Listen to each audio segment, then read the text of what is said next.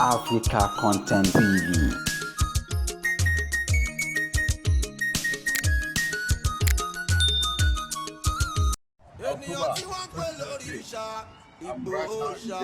Sunday mi Àdìsá tó bá rókun kìsà ọmọdé yẹn mọ ẹni tí ó bá mọ Sunday Igboho Adéyẹmọ kò dáyọ̀ mọ́ orí ní kí n máa jà májà sọlá ọ̀la mi wọ́n nínú ìbẹ̀rù òsì bọ́lọ́dọ̀dọ̀ ibi kókó làbọ̀ gbá. I very appreciate all Yoruba people all over the world for your support.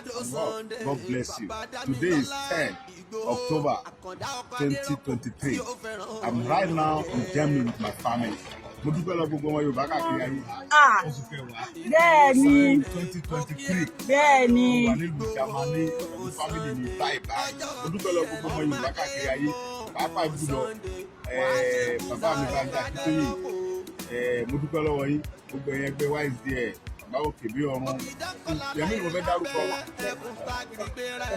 Mo dúpẹ́ lọ́wọ́ brọ́dà mi Honorable Senior Pella.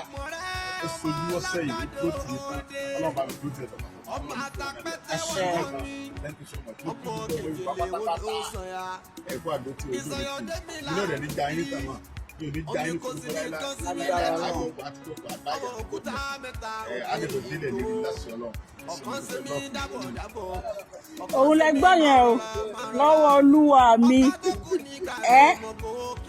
bàbá wa bàbá orílẹ̀-èdè Sunday ọmọ Adéyẹmọ tí mo fi tọ̀wọ̀tọ̀wọ̀ pé orúkọ wọn pẹ̀lú ìyá wa ìyá orílẹ̀-èdè Adérọ́pò Adéyẹmọ èní yìí ọjọ́ ayọ̀ yín ni kò wá ní dìbàjẹ́ ayọ̀ yín á túbọ̀ máa lọ sókè lọ sókè lọ sókè bí ẹ ṣe fi àwọn nǹkan tí yín lẹ̀ tẹ́ ń gbọ́ ti àwa ọmọ Yorùbá Elédùmarè á gbọ́ gbogbo àdúrà yín gbogbo nǹkan tẹ́ ń gbàdúrà fún ní kọ̀rọ̀ Ọlọ́run ọba mi àná ọba ìní ọba ọ̀la á dá yín lóhùn ní gbangba orílẹ̀-èdè Yorùbá tá wá ń jà fún yìí wípé kí wọ́n fún wa ní ẹ̀tọ́ wa kí àwọn ọmọ Yorùbá ká kúrò nínú ìgbèkùn ká kúrò nínú ìdè ká kúrò lóko ẹrú nínú ìlú wa Ọlọ́run ọba aláàánú á jẹ́ kẹ́ ẹ mú wa débẹ̀ láyọ̀ àti àlàáfíà mo fi àkókò yìí mo fi dúpẹ́ lọ́wọ́ bàbá mi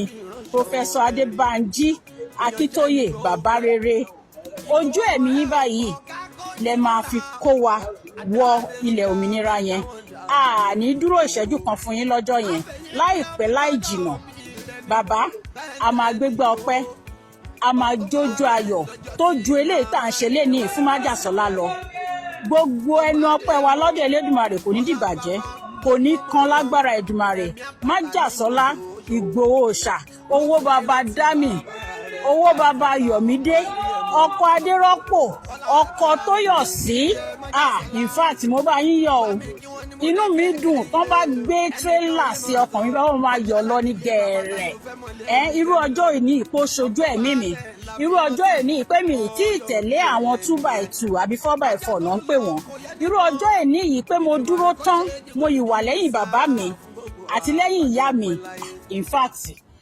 ìdùnnú mi o kò ní dẹkún.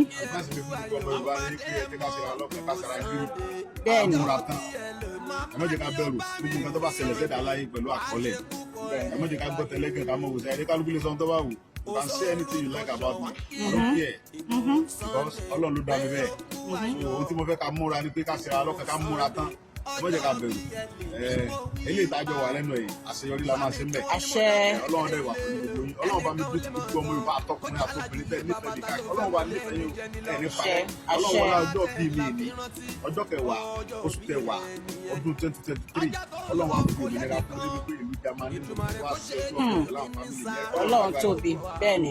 Ìtúsílẹ̀ òmìnira ẹ̀dá ọwọ́ Ọlọ́run ló wà àtiwáyé wa ọwọ́ Ọlọ́run ló wà. Ọlọ́dẹ̀ mú irú ọ̀kẹ́rẹ́ fún ní awálé ayé. Ọlọ́run dídé ní kẹ́yìn wálé ayé lásán fún di kan. Ìgbà kan máa ń ṣẹlẹ̀ fún di kan. Ọmọ dúpẹ́ ṣe. Ìgbòho Òòṣà Ìgbòho màmá wa ẹ sọ nǹkan kan fún wa bínú yín tẹ̀ ṣe dùn tó ẹ jọ ẹ tiẹ̀ dúpẹ́ lọ́wọ́ Ọlọ́run alihamdulilayi àmì Ọlọ́run my lovely sister in fact Ọlọ́run.